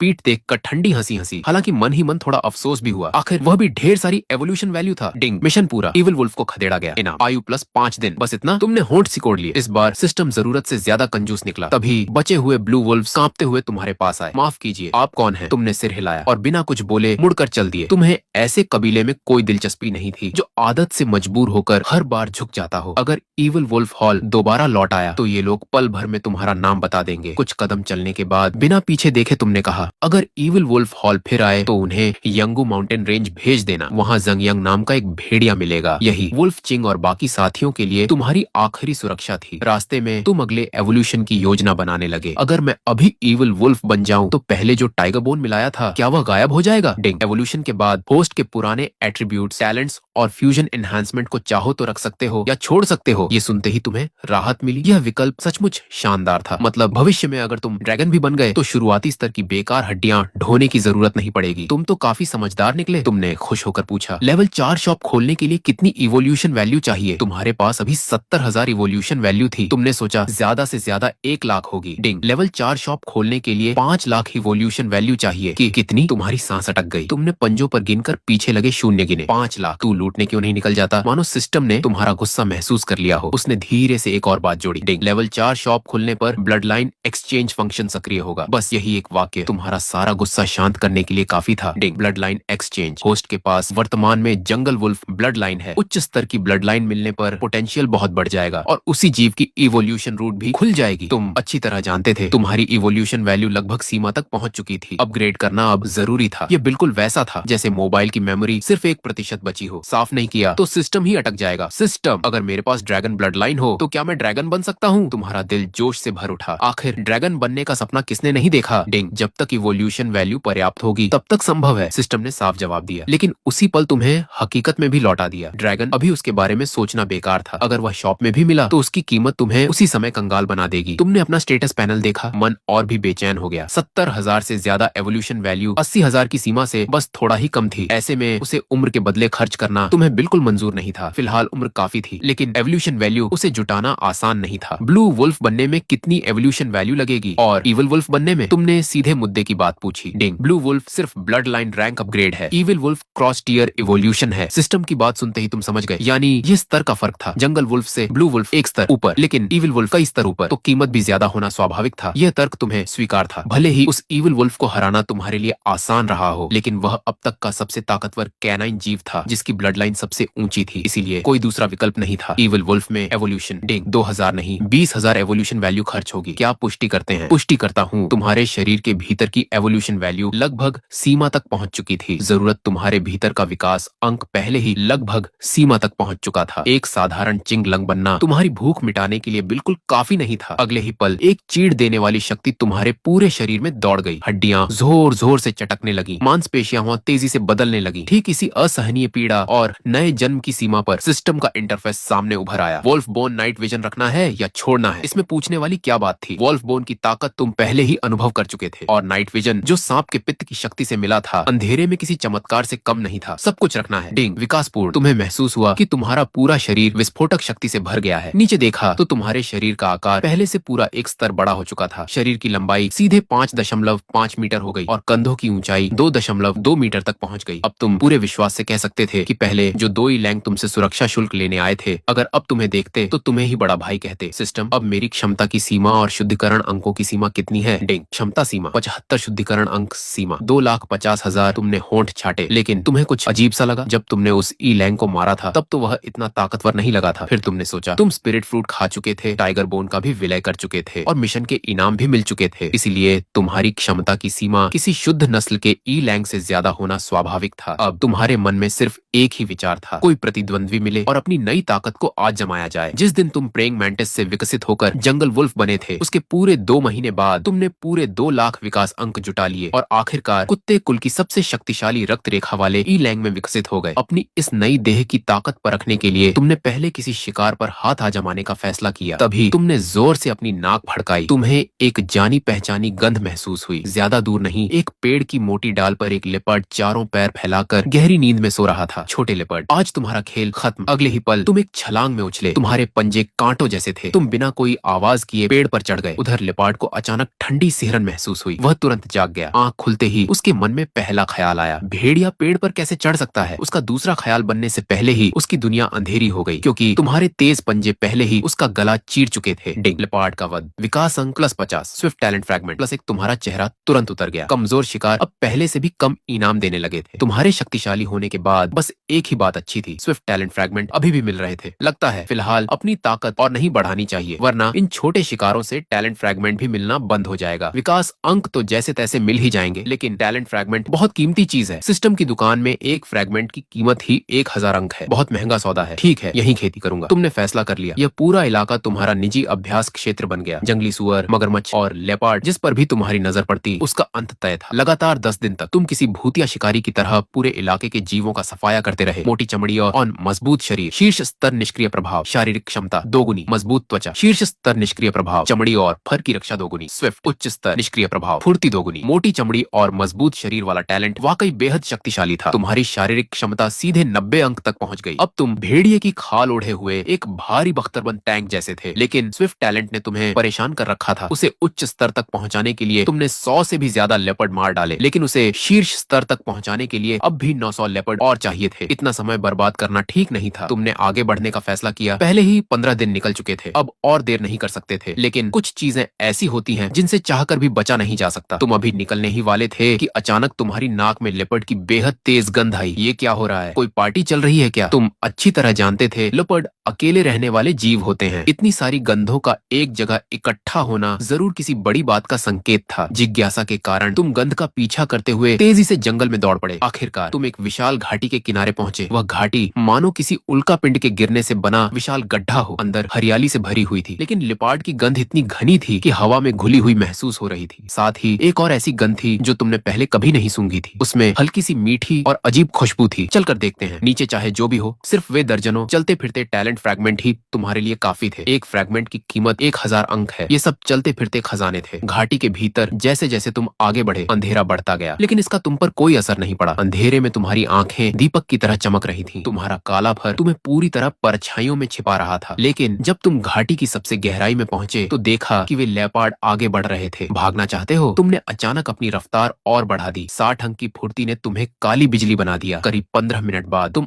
आखिरकार उनके पास पहुंच गए। तुम मुस्कुराए। पूरे 30 से ज्यादा लेपर्ड, कई दिनों की मेहनत बच गई। लेकिन अगले ही पल तुमने उनका सामना देखा। लायन, 10 से ज्यादा लायन 30 से अधिक लेपर्ड को घेर कर खड़े थे। उनका घमंड साफ दिखाई दे रहा था, लेकिन तुम्हें इससे कोई मतलब नहीं था। तुम्हें सिर्फ अपनी खुशी से मतलब था। सच कहें, अगर ये सारे लायन और लेपर्ड एक साथ भी तुम पर टूट पड़ते तो भी तुम पलक तक नहीं झपकाते। अच्छा मौका है अपनी शीर्ष स्तर की मजबूत त्वचा की परीक्षा लेने का। लेकिन तुम्हें इससे भी ज्यादा जिज्ञासा थी कि ये सब आमने सामने क्यों खड़े हैं। क्या इन्हें कोई स्वर्गीय खजाना मिल गया है? अगर सचमुच कोई स्पिरिट फ्रूट हुआ तो फिर तुम बिल्कुल भी संकोच नहीं करोगे। ठीक उसी समय जब दोनों पक्ष आमने सामने खड़े थे, तुम आराम से चलते हुए बाहर निकल आए। तुम्हारे आते ही पूरा मैदान तुम्हारी ओर देखने लगा। लायन और लेपर्ड दोनों ने घृणा भरी नजर से तुम्हें देखा। ईलैंग, अगर भूख लगी है तो यहाँ से दफा हो जाओ। शेरों के झुंड का एक नर शेर तुम पर दहाड़ा। उसकी आवाज में धमकी और तिरस्कार साफ झलक रहा था। ये सुनकर तुम हंस पड़े। अभी तो मैंने कुछ किया भी नहीं और ये जानवर पहले ही भौंकने लगे। ठीक है, सबका काम तमाम कर देता हूँ। तुमने मन ही मन फैसला कर लिया, ये सब विकास अंक और टैलेंट है, मुफ्त का माल क्यों छोड़ा जाए। हमला, तुमने बिना किसी चेतावनी के धनुष से छूटे तीर की तरह हमला कर दिया। शेरों का झुंड बिल्कुल तैयार नहीं था। एक अकेला भेड़िया उन पर हमला करने की हिम्मत करेगा, उन्होंने सोचा भी नहीं था। 3 सबसे ताकतवर नर शेर सीधे तुम्हारी ओर लपके। उनकी ताकत मानो तुम्हें कुचल देना चाहती थी। लेकिन किसने कहा कि तुम्हें उनसे सीधी टक्कर लेनी है? तुम्हें तो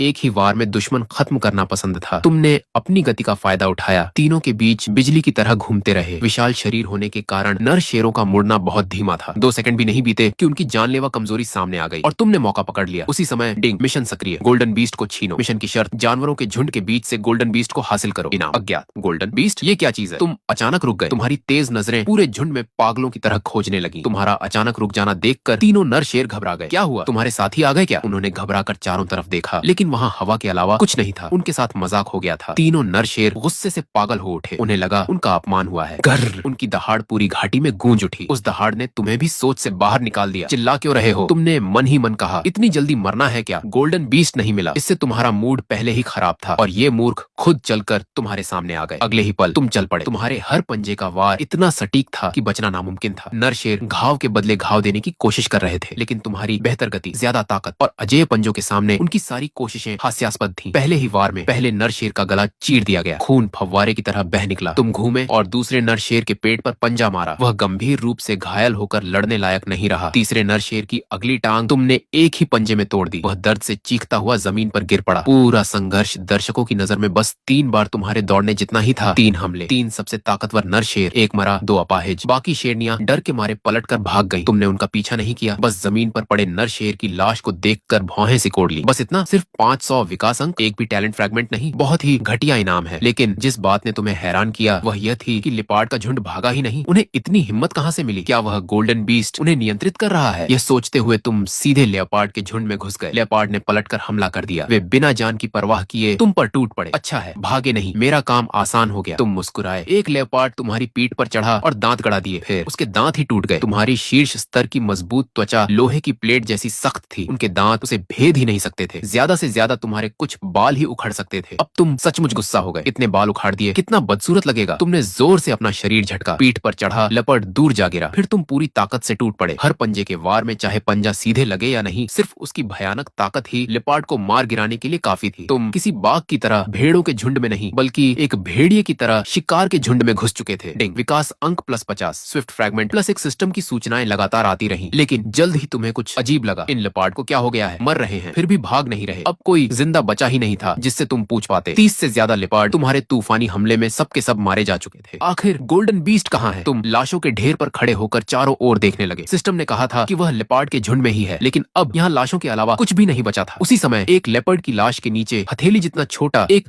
नन्हा सा जीव डर के मारे कांप रहा था। मैंटिस से विकसित होकर जंगली भेड़िया बनने के बाद तुमने पूरे 2 लाख विकास अंक खर्च किए और आखिरकार एक निचले दर्जे के ग्रे वुल्फ से विकसित होकर सबसे शक्तिशाली भेड़िया रक्त रेखा वाले ईलैंग बन गए। अपनी अपनी इस नई देह की ताकत परखने के लिए तुमने 30 तेंदुओं को अभ्यास का निशाना बनाया, लेकिन तुम्हें उम्मीद नहीं थी कि तुम उन्हें पलक झपकते ही मार गिराओगे। इतना ही नहीं, एक तेंदुए की लाश के नीचे तुम्हें हथेली जितना छोटा एक झिंगजिंग बीस्ट भी मिल गया। उसने अपनी आंखें कसकर बंद कर रखी थी और मन ही मन लगातार प्रार्थना कर रहा था, मुझे मत देखना, मुझे मत देखना। देवता उसकी सुनने वाले नहीं थे। अफसोस, अचानक उसे लगा कि उसके सिर पर पड़ रही रोशनी गायब हो गई है। उसने सावधानी से एक आंख खोली। सामने हरी चमक से दमकती एक विशाल भेड़िए की आंख थी। हाय माँ! छोटा सा जीव चीख पड़ा और पलटकर भागने लगा। अरे, तुम एक पल के लिए चौंक गए। तुम इस छोटे जीव की आवाज समझ सकते थे। ये कोई झिंगजिंग बीस्ट नहीं था, ये तो साफ एक छोटा सा चूहा था। वापस आओ। तुमने तुरंत उसका पीछा नहीं किया, वरना एक ही पल में उसे पकड़ लेते। तुमने बस आजमाने के लिए दहाड़ कर कहा। वह भागते भागते पीछे मुड़ा और चीखा, मैं वापस नहीं आऊंगा। अरे, सच में बात हो रही है। तुम्हारी दिलचस्पी बढ़ गई। अब तुमने उसे भागने नहीं दिया। कुछ ही छलांगों में तुम उसके पास पहुंचे और अपने अगले पंजे से हल्के से दबाकर उसकी पूंछ पकड़ ली। छोटा चूहा पूरी ताकत से छटपटाने लगा, लेकिन उसे जल्दी ही समझ आ गया कि वह जरा भी हिल नहीं सकता। शायद उसे किसी बेहद डरावने अंजाम का ख्याल आ गया। उसने सीधे आंखें पलट दी और डर के मारे बेहोश हो गया। टिंग! सिस्टम की आवाज तुम्हारे दिमाग में गूंज उठी। मिशन पूरा। झिंगजिंग बीस्ट को हासिल करो। इनाम: आयु प्लस 30 दिन, शुद्धिकरण अंक प्लस 1000, 30 दिन की उम्र, 1000 शुद्धिकरण अंक। तुम्हारी आंखें चमक उठी। अभी तक जो बात तुम्हें मामूली लग रही थी, वह पूरी तरह बदल गई। तुमने अपने पंजे में पकड़े उस रोएदार छोटे जीव को आंखों के सामने उठा लिया। तुम्हारी हरी चमकती आंखें उसे घूर रही थीं। बस ये सा छोटा सा जीव इतनी कीमत रखता है। हुआनजिंग धीरे धीरे होश में आया। जैसे ही उसने आंखें खोली, सामने वही विशाल डरावना काला भेड़िए का चेहरा था। उसने फिर से आंखें पलट ली। लग रहा था कि दोबारा बेहोश हो जाएगा। जरा रुको, अभी बेहोश मत होना। तुम्हारी भारी आवाज में आदेश का लहजा था। बेहोश होना है तो हो जाना, लेकिन पहले अपनी कीमत बता दो। हुआनजिंग का तो दम ही निकल गया। अभी बेहोश मत होना, मैं इतना दबाव कैसे सहूं? उसे फिर से बेहोश होते देखकर तुमने ठंडे स्वर में कहा, अगर तुम बेहोश हुए तो मैं तुम्हें यहीं खत्म कर दूंगा। ये बात किसी भी धमकी से ज्यादा असरदार निकली। हुआनजिंग एकदम चौकन्ना हो गया। उसकी चेतना पूरी तरह लौट आई। उसका छोटा सा शरीर सीधा तन गया। अब बेहोश होने का नामो निशान नहीं था। सच में इसकी आंखें तो सुनहरी हैं। तुमने उसकी पूरी कोशिश से खुली आंखों को देखते हुए बुदबुदाया, इसके अलावा तो ये बिल्कुल साधारण दिखता है। तुमने सीधे पूछा, तुम्हारी क्या क्षमता है? मेरे पास कोई खास क्षमता नहीं है। हुआनजिंग तुम्हारे पंजे पर खड़ा हो गया। उसने दोनों अगले पंजे जोड़ लिए, लगातार हाथ जोड़कर गिड़गिड़ाने लगा। उसकी सुनहरी आंखों में आंसू तक आ गए। भेड़िया मालिक, मुझे छोड़ दीजिए। देखिए, चारों तरफ इतना खाना पड़ा है, एक मुझे छोड़ देने से आपका क्या जाएगा, है ना? वाह, अभिनय तो कमाल का है। तुमने मन ही मन उसकी तारीफ की, लेकिन आवाज बर्फ जैसी ठंडी रही। नाटक मत करो, सच बोलो, वरना अंजाम तुम्हें ही भुगतना पड़ेगा। इतना कहकर तुमने अपने पंजों से तेज नाखून बाहर निकाल लिए। वे उसकी आंखों के सामने चमक रहे थे, मानो अगले ही पल उसे टुकड़ों में चीर देंगे। अब हुआनजिंग पूरी तरह टूट गया। मैं खजाना ढूंढ सकता हूँ, वह चीख पड़ा। मैं खजाना ढूंढ सकता हूँ। उसे डर था कि एक पल भी देर हुई तो सचमुच तुम्हारे पंजों का शिकार बन जाएगा। खजाना? तुम्हारी आंखें पहले से भी ज्यादा चमक उठी। अच्छी चीजें किसे बुरी लगती हैं? खुद काम आए तो बढ़िया, नहीं तो सिस्टम को देकर शुद्धिकरण अंक मिल जाएंगे। हाँ, आध्यात्मिक पौधे, आध्यात्मिक फल और जितनी भी चीजों में आध्यात्मिक ऊर्जा हो, मैं सब ढूंढ सकता हूँ। जान बचाने के लिए हुआनजिंग ने अपनी सारी मुख्य क्षमता बता दी। हाँ, उसने चालाकी से ये बात छिपा ली कि वह भ्रम भी पैदा कर सकता है। वह मन ही मन सोच रहा था, जिस दिन उसकी मानसिक शक्ति तुमसे ज्यादा हो जाएगी, उसी दिन बाजी पलट देगा। अब मुझे वहाँ ले चलो। तुम्हारी आवाज उत्साह से कांप रही थी। तुम तो चाहते थे कि आध्यात्मिक फलों का पहाड़ लग जाए। जी, हुआनजिंग ने एक ही बात कही। यहाँ आसपास कुछ नहीं है, मानो ठंडे पानी की बाल्टी तुम्हारे सिर पर उड़ेल दी गई हो। तुम्हारा चेहरा तुरंत उतर गया। ये देखकर उसने जल्दी से कहा, मेरी खोजने की सीमा सीमित है। सच कह रहा हूँ, मैं झूठ नहीं बोल रहा। उसने तो अपने अगले पंजे उठाकर कसम खाने जैसा भी इशारा किया। उसकी हरकत मजेदार भी थी और दयनीय भी। तुम कुछ देर चुप रहे। आखिरकार तुमने उस पर विश्वास करने का फैसला किया। आखिर सिस्टम का इनाम झूठ नहीं हो सकता। ठीक है, इस बार तुम पर भरोसा करता हूँ। तुम्हारा नाम क्या है? मेरा नाम हुआनजिंग है। इतना कहते ही हुआनजिंग का मन हुआ कि खुद को एक थप्पड़ मार ले। मैं इतना ईमानदार क्यों निकला? अगर इसने मेरे नाम से मेरी दूसरी क्षमता का अंदाजा लगा लिया तो तुम्हें थोड़ा शक तो हुआ, लेकिन तुमने ज्यादा नहीं सोचा, बल्कि तुम्हारे मन में एक और सीधा विचार आया, अगर मैं इसे मार दूं, सिस्टम, क्या इसकी खजाना खोजने की क्षमता मेरे अंदर मिल सकती है? टिंग, क्षमता के सफल विलय की संभावना 35%। क्या विलय की पुष्टि करते हैं? सिर्फ 35%। तुमने नीचे हुआनजिंग की तरफ देखा, फिर अपने बारे में सोचा और आखिरकार छोड़ दिया। 35% की संभावना बहुत कम थी। अगर असफल हुए तो सब खत्म। इससे बेहतर था कि इस छोटे जीव को साथ रखा जाए। चलते फिरते खजाना खोजने वाले रडार की तरह तुम्हारी जान इस 35% संभावना ने बचा ली। छोड़ो, तुमने सीधे फैसला सुना दिया। आज से तुम मेरे साथ रहोगे। मैं तुम्हें अच्छा खाना और अच्छा जीवन दूंगा। हुआनजिंग की हिम्मत ही नहीं हुई मना करने की। और सच कहें तो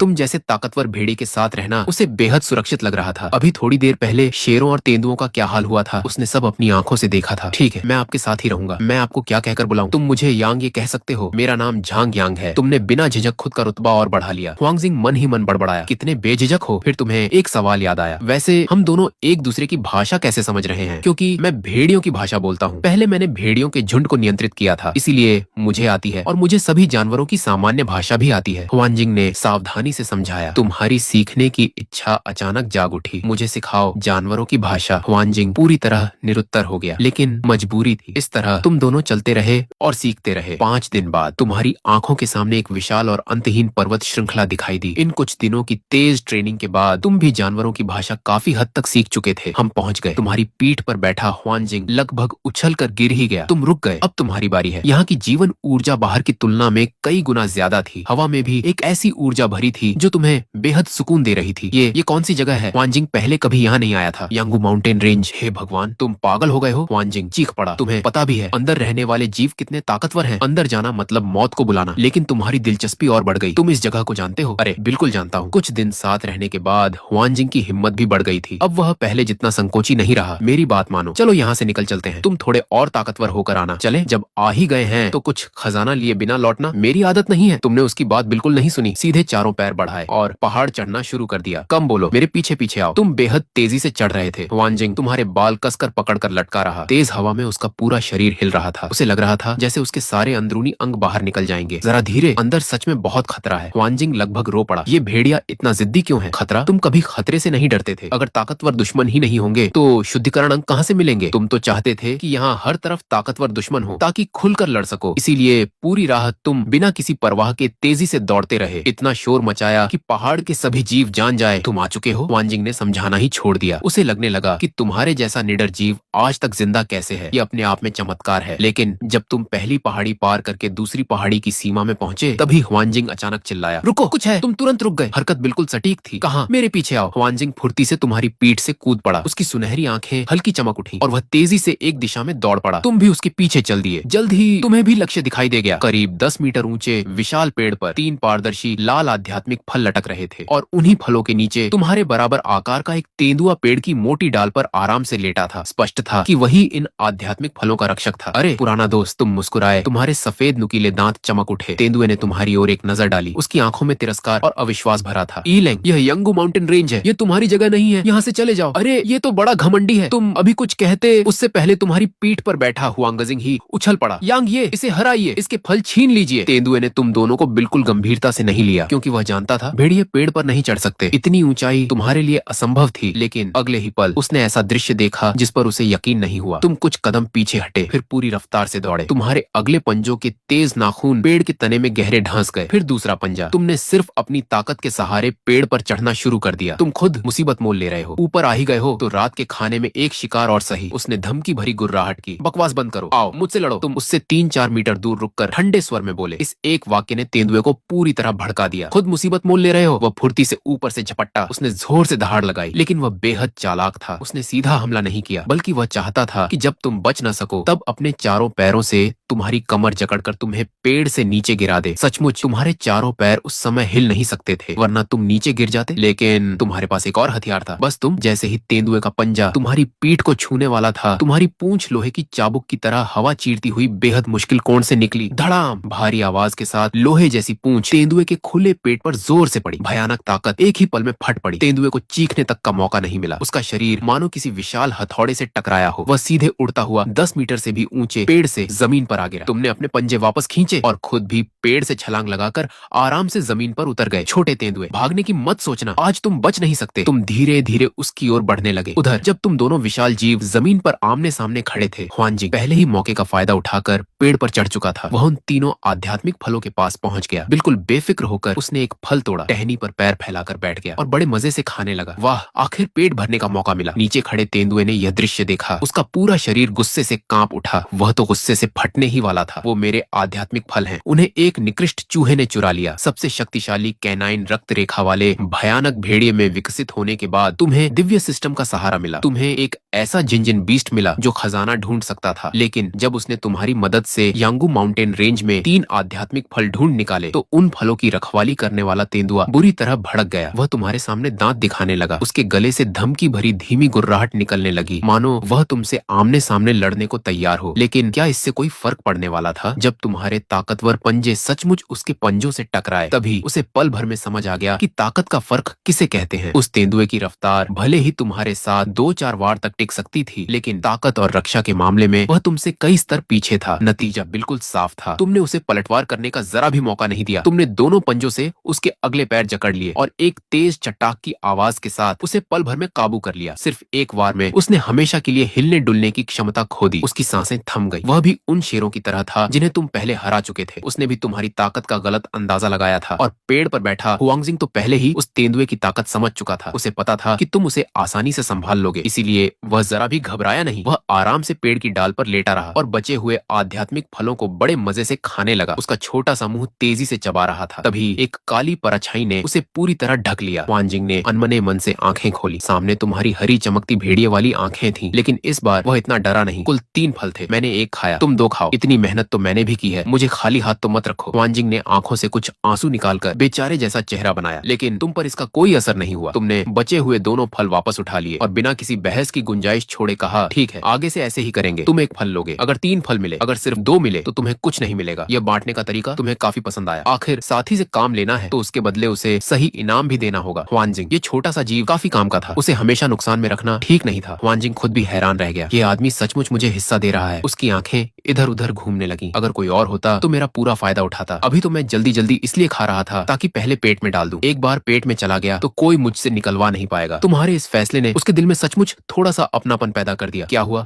मंजूर नहीं है? तुमने उसे तिरछी नजर से देखा। मंजूर है, आखिर तुम मुझसे ज्यादा ताकतवर हो। हुआंगजिंग ने तुरंत मुस्कुराहट ओढ़ ली। लेकिन पहले मेरी बात सुनो। हाँ, मगर नियम थोड़ा बदलना होगा। इसे सहयोग और दोनों की जीत कहते हैं। अगर 3 फल न भी मिले तो भी मुझे 1 फल मिलना चाहिए। क्या कहते हो? वह इस बंटवारे को हमेशा के लिए तय करना चाहता था। ठीक है, ऐसा ही रहेगा। तुमने उससे ज्यादा बहस नहीं की। एक ही बार में दोनों फल निकल गए। खट्टा और कसैला स्वाद तुरंत तुम्हारे मुंह में फैल गया। डिंग, अधपके स्पिरिट बोन फ्रूट का सेवन किया। शारीरिक क्षमता +2। कमाल है, तुम्हारा अच्छा मूड आधा खत्म हो गया। सिर्फ 2 पॉइंट। तुमने इतनी जल्दी खा लिया तो पता चला अभी पका ही नहीं था। गले में नहीं अटका। हुआंगजिंग तुम्हें एक ही बार में निगलते देख ईर्ष्या से बोला। वह तो आधा फल खाने में ही बहुत देर लगा चुका था। नहीं अटका, चाहो तो बाकी भी मैं खा लूं। नहीं। हुआंगजिंग डर के मारे उछल पड़ा। उसने तुरंत बचा हुआ फल अपनी पीठ के पीछे छिपा लिया। जल्दी खाओ, खाकर आगे भी ढूंढना है। तुमने होंठ चाटे और तुम्हारा मूड फिर अच्छा हो गया। सिर्फ उन 2 स्पिरिट बोन फ्रूट की वजह से नहीं, बल्कि अभी अभी हराए गए तेंदुए की वजह से भी। डिंग, एलिट लेपर्ड कैट को हराया। Evolution points +500। Swift fragment ultimate गुणा 1। एक अल्टीमेट फ्रैगमेंट 10 शुरुआती फ्रैगमेंट के बराबर था। यह तेंदुआ सचमुच बड़ा दरिया दिल निकला। अगर यांगू माउंटेन रेंज के सारे जंगली जीव ऐसे ही हों तो कितना मजा आ जाए। जब तुम आगे की योजना बना रहे थे, उसी समय दूसरी ओर वह भयानक भेड़िया जिसके अगले पैर को तुमने घायल कर दिया था, लंगड़ाता हुआ आखिरकार ईविल वुल्फ हॉल के इलाके में लौट आया। यही जगह बीस्ट कॉन्टिनेंट की सबसे घनी जीवन ऊर्जा वाली जगहों में से एक थी और फियर्स बीस्ट कॉन्टिनेंट की ओर जाने वाला अग्रिम ठिकाना भी। 10,000 से ज्यादा सदस्यों वाले विशाल झुंड में एक घायल भेड़िए की वापसी आमतौर पर किसी का ध्यान नहीं खींचती, लेकिन जब उसने तुम्हारा वह संदेश, अगर दम है तो यांगू माउंटेन रेंज में आकर मुझे ढूंढो, ज्यों का त्यों ऊपर तक पहुंचा दिया, तो उस इलाके की ईविल वुल्फ हॉल शाखा तुरंत हड़कंप में आ गई। क्या मजाक है? अपने ही झुंड का सदस्य ईविल वुल्फ हॉल का विरोध करने की हिम्मत कर रहा है। यह तो खुली बगावत है। सब सच है। पता नहीं उसे कैसी किस्मत मिली है। उसकी ताकत बेहद डरावनी है। अगर उसने मुझे जानबूझकर वापस भेजकर संदेश न दिया होता तो मैं वहीं मर गया होता। वह संदेश लाने वाला भेड़िया अब भी तुम्हारी आंखें याद करके कांप रहा था। करीब 7 मीटर लंबा, 2.5 मीटर कंधे की ऊंचाई वाला विशाल भेड़िया आगे आया और ठंडी आवाज में बोला, वह कहाँ है? उसने कहा, वह यांगू माउंटेन रेंज जा रहा है। यांगू माउंटेन रेंज? घायल भेड़िया थोड़ा संभलना चाहता था, लेकिन उस विशाल भेड़िए के सामने उसकी हिम्मत नहीं हुई। जी। विशाल भेड़िए ने चारों ओर अपने अधीनस्थों पर नजर डाली और बर्फ जैसी ठंडी आवाज में कहा, सब मेरे साथ चलो। इस साल पदोन्नति का रास्ता खुलने वाला है। हमारी शाखा को जगह मिलेगी या नहीं, यह इसी बार तय होगा। इस छोटी सी बात की वजह से दूसरी शाखाओं को हमें बदनाम करने का मौका नहीं मिलना चाहिए। वह चाहे यांगू माउंटेन रेंज में भाग गया हो, उसे हर हाल में पकड़ कर लाना है। मुखिया, चलते हैं। यांगू माउंटेन रेंज ही तो है, वैसे भी थोड़ा अभ्यास हो जाएगा। सही कहा, उस नालायक गद्दार को पकड़ना ही होगा। सभी भेड़िए जोश से भर उठे। उनका उत्साह चरम पर पहुंच गया। बहुत अच्छा, चलो। सैकड़ों भयानक भेड़िए तेजी से यांगू माउंटेन रेंज की ओर निकल पड़े। उन्हें सपने में भी अंदाजा नहीं था कि जिस लक्ष्य का वे शिकार करने जा रहे हैं वह अब कोई साधारण जंगली भेड़िया नहीं रहा। यहाँ तक कि रास्ता दिखाने वाला संदेशवाहक भेड़िया भी अब तुम्हें पहचान नहीं सकता था और तुम भी इतने मूर्ख नहीं थे कि उनका इंतजार करते। अगले 4 दिनों तक तुम हुआंगजिंग को साथ लेकर यांगू माउंटेन रेंज के बाहरी हिस्से की 5 पहाड़ियों को लगभग पूरी तरह खंगाल चुके थे। तुम दोनों की साझेदारी वाकई कमाल की थी। वह आध्यात्मिक फलों की जगह ढूंढता और तुम जाकर उन्हें हासिल करते। दक्षता हैरान कर देने वाली थी। इन कुछ दिनों में हुआंगजिंग ने जितने आध्यात्मिक फल खाए उतने उसने पिछले पूरे साल में नहीं खाए थे और तुम अपनी शारीरिक क्षमता बढ़ाकर 90 तक पहुंचा चुके थे। एवोल्यूशन पॉइंट्स तो बहुत पहले ही काफी इकट्ठे हो चुके थे, लेकिन तुमने उन्हें खर्च नहीं किया। अगर ताकतवर दुश्मन ही न मिले और पॉइंट बढ़ाकर कमजोर दुश्मनों से लड़ो तो पूरा एवोल्यूशन पॉइंट्स नहीं मिलेगा। ये बहुत घाटे का सौदा था। उस दिन तुम दोनों 5वीं पहाड़ी की चोटी पर खड़े थे। अब आगे नहीं जाना चाहिए, मैं सच कह रहा हूँ। हुआंगजिंग की आवाज पहले कभी इतनी गंभीर नहीं थी। वह नहीं चाहता था कि तुम दोनों का यह मजेदार सफर तुम्हारी लापरवाही की वजह से खत्म हो जाए। क्यों डर गए? तुमने और भीतर की ऊंची पहाड़ियों की ओर देखा। यह डरने की बात नहीं है। उसने बिना पीछे देखे कहा, हम ताकतवर होने के बाद फिर आ सकते हैं। लेकिन अफसोस उसे यह नहीं पता था कि तुम्हारी डिक्शनरी में रुकना नाम की कोई चीज नहीं थी। अभी भी मैं काफी ताकतवर हूँ। चलो। तुम्हारी बात खत्म होते ही तुम काली आंधी की तरह आगे निकल गए। वांजिंग अभी शिकायत ही करने वाला था कि उसके मुंह में हवा भर गई। दौड़ते हुए तुमने मन ही मन पूछा, सिस्टम, मैं यांगू माउंटेन रेंज तक तो आ गया हूँ, फिर भी मिशन पूरा क्यों नहीं हुआ? डिंग, होस्ट अभी यांगू माउंटेन रेंज के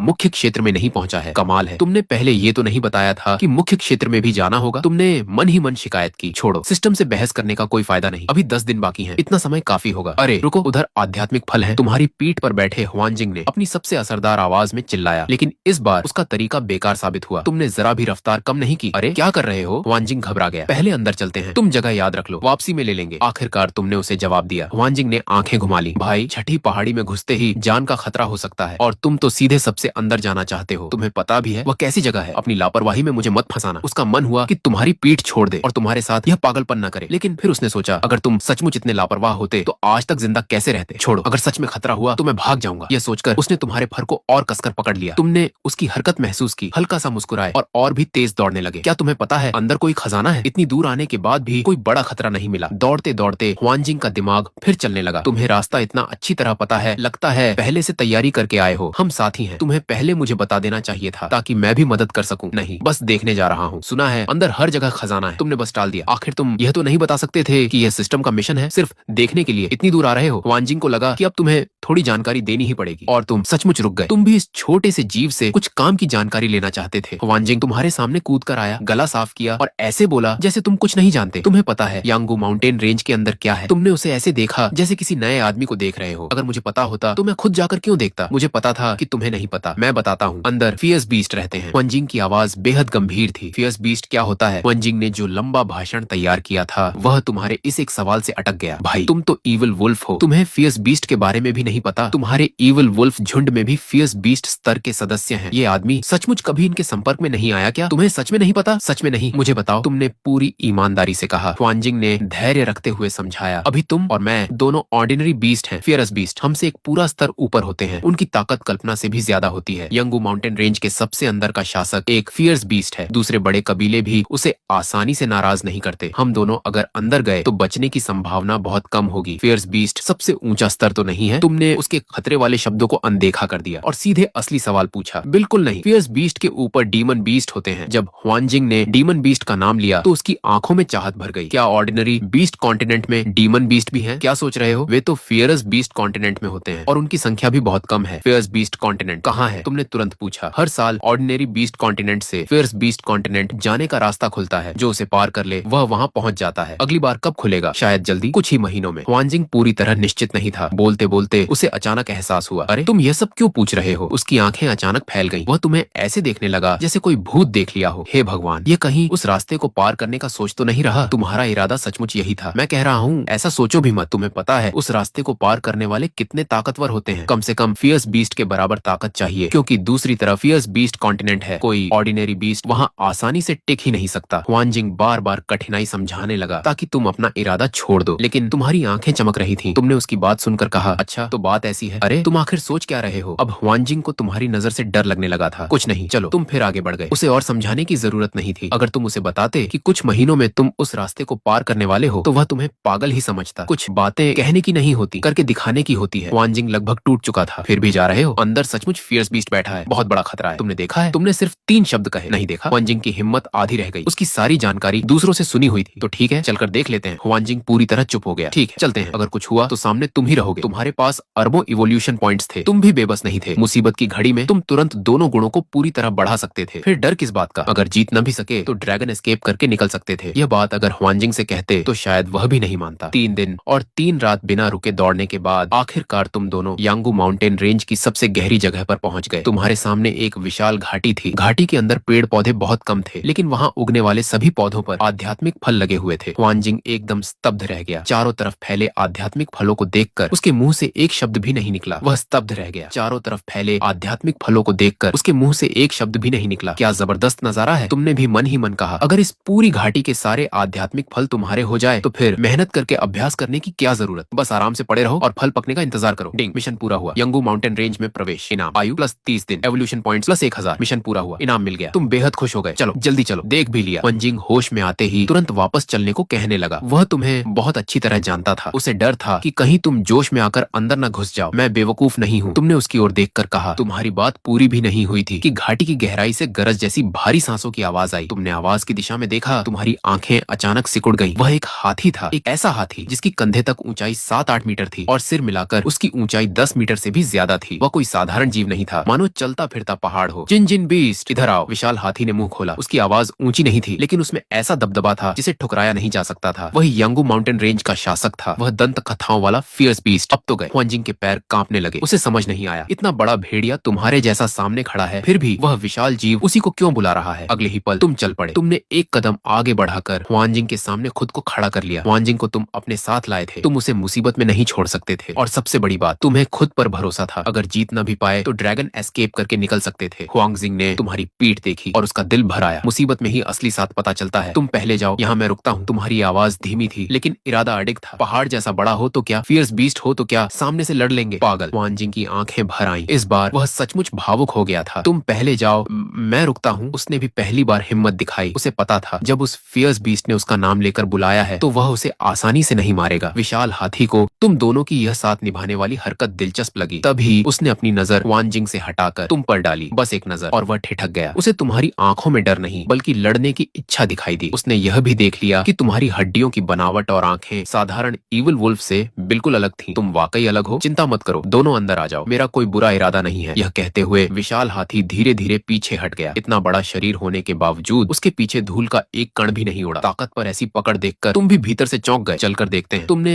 हुआनजिंग से कहा। हुआनजिंग लगभग पागल हो गया। भाई, उसने कह दिया कि उसका बुरा इरादा नहीं है और तुमने मान भी लिया। वह जो कहे वही करोगे। मेरी बात कभी ऐसे नहीं मानते, लेकिन तुम पहले ही चल चुके थे। अब वह क्या करता, मजबूरी में तुम्हारे पीछे हो लिया। विशाल हाथी तुम्हें घाटी के बीचों बीच मौजूद झील के किनारे ले गया, फिर आराम से अपने पहाड़ जैसे शरीर को पानी में डुबो दिया। तुम बहुत अलग हो, उसने बात शुरू की। वह तुम्हें देख रहा था। तुम्हारे शरीर में सिर्फ इतनी ही ताकत नहीं हो सकती। तुम जानबूझकर अपनी शक्ति दबा रहे हो। उसने पहचान लिया। तुम भीतर ही भीतर चौंक गए। यह फियर्स बीस्ट वाकई बहुत पैनी नजर रखता है। पास खड़ा हुआनजिंग भी हैरान रह गया। उसने अविश्वास से तुम्हारी ओर देखा। ताकत दबा रखी है। यह आदमी सचमुच अपनी असली ताकत छिपाकर चलता है। तभी तो पूरे रास्ते बिल्कुल बेफिक्र था। मान लो ऐसा ही है। तुमने गोलमोल जवाब दिया। तुम्हारे पास लाखों एवोल्यूशन पॉइंट्स पड़े थे। यह भी तो एक तरह से अपनी ताकत दबाकर रखना ही था। ऊर्जा की कमी है। मेरे यहाँ के आध्यात्मिक फल तुम जितने चाहो खा सकते हो। विशाल हाथी ने बड़ी उदारता से कहा। बदले में तुम्हें मुझसे क्या चाहिए? तुम्हें दुनिया में मुफ्त का फायदा मिलने पर भरोसा नहीं था। हुआनजिंग अब तुम्हें नई नजर से देखने लगा। इतने सारे आध्यात्मिक फलों के लालच के सामने भी तुम शांत रहकर शर्त की बात कर रहे थे। तुम सचमुच समझदारी से काम लेते हो। उस फियर्स बीस्ट पासेस को पार करने की तुम्हें कितनी उम्मीद है? विशाल हाथी ने पलटकर पूछा। तुमने तो वह रास्ता देखा भी नहीं था, फिर भरोसा कहाँ से आता? लेकिन आत्मविश्वास बिल्कुल कम नहीं होना चाहिए। मैं ये नहीं कह सकता कि मैं तुम्हें हरा सकता हूँ, लेकिन तुम्हारे हमले में भी अपनी जान बचा सकता हूँ। इतना भरोसा है। बहुत अच्छा। विशाल हाथी ने सचमुच तुम्हारी बात मान ली। उस रास्ते के खुलने में अभी 5 महीने बाकी हैं। इन 5 महीनों के बाद मुझे चाहिए कि तुम उस रास्ते के अंदर जाकर मेरे लिए एक चीज लेकर आओ। बदले में इस पूरी घाटी के सारे संसाधन तुम खुलकर इस्तेमाल कर सकते हो। अगर मैं चीज लेकर वापस ही ना आऊँ तो? विशाल हाथी की नजर तुम्हारे पीछे खड़े हुआनजिंग पर गई। उसका मतलब बिल्कुल साफ था, वह यहीं रहेगा। तुम समझ ही गए होंगे। सीधी सी बात थी, बंधक। लेकिन तुम मुस्कुरा दिए। यह तो दोनों के लिए फायदे का सौदा था। वैसे भी तुम फियर्स बीस्ट पैसेज में जाने वाले थे। अब तुम्हें समय भी पता चल गया और एक फियर्स बीस्ट तुम्हें असीमित संसाधन भी दे रहा था। ऐसा मौका भला कहाँ मिलता? साथ मिलकर काम करेंगे। तुमने अपना पंजा आगे बढ़ाया तो फिर मैं भी बिना झिझक इसका फायदा उठाऊंगा। आध्यात्मिक फल जितने चाहो ले लेना, लेकिन ये छोटा साथी यहीं रहेगा। विशाल हाथी ने साफ साफ कह दिया। ठीक है। तुमने बिना हिचक तुरंत मान लिया। बेवकूफ बड़े भाई। हुआनजिंग की आंखों से आंसू निकल आए। भाई, तुमने सच में अपने सबसे अच्छे साथी को यहीं छोड़ दिया। चिंता मत करो, तुम्हें कुछ नहीं होगा। यह कहकर तुम बिना पीछे देखे सीधे आध्यात्मिक फलों के बाग की ओर चल पड़े। तुम्हें अच्छी तरह पता था जब तक उस हाथी को तुमसे काम है तब तक हुआनजिंग सबसे सुरक्षित रहेगा, बल्कि उसकी अच्छी खातिरदारी भी होगी। तुम सीधे फलों के बाग में घुस गए और पके हुए आध्यात्मिक फल जी भरकर खाने लगे। डिंग। आध्यात्मिक फल का सेवन, शारीरिक क्षमता +2। डिंग। आध्यात्मिक फल का सेवन, शारीरिक क्षमता +1। लगातार 6 फल खाने के बाद जब तुम्हारी शारीरिक क्षमता आखिरकार 100 की पूर्ण सीमा तक पहुंच गई, तभी सिस्टम की आवाज फिर सुनाई दी। डिंग। वर्तमान प्रजाति की क्षमता अपनी अधिकतम सीमा तक पहुंच चुकी है। अब इसे और नहीं बढ़ाया जा सकता। कृपया किसी किसी और अधिक शक्तिशाली जीव में विकसित हो या और उच्च स्तर की रक्त रेखा को मिलाए। यहीं तक था क्या? तुमने धीरे से खुद से कहा, अच्छा ही है, विकास का यही सामान्य नियम होना चाहिए। तुमने हाथ में अभी अभी तोड़े हुए बाकी आध्यात्मिक फलों की ओर देखा और बिना हिचक सिस्टम से कहा, सब वापस ले लो। Evolution points plus 5000। जब तुमने अपने एवोल्यूशन पॉइंट्स बढ़कर 1,50,000 होते देखे तो संतोष से मुस्कुरा दिए। अब समय आ गया है किसी जगह जाकर अपनी मौजूदा ताकत की परीक्षा लेने का। तुमने सिर उठाया, तुम्हारी नजर दूर एक पहाड़ की चोटी पर जा टिकी। वहाँ लाल रंग के बेहद उग्र जंगली जानवरों का एक झुंड रहता था। अभ्यास की शुरुआत उन्हीं से करेंगे। ओयाई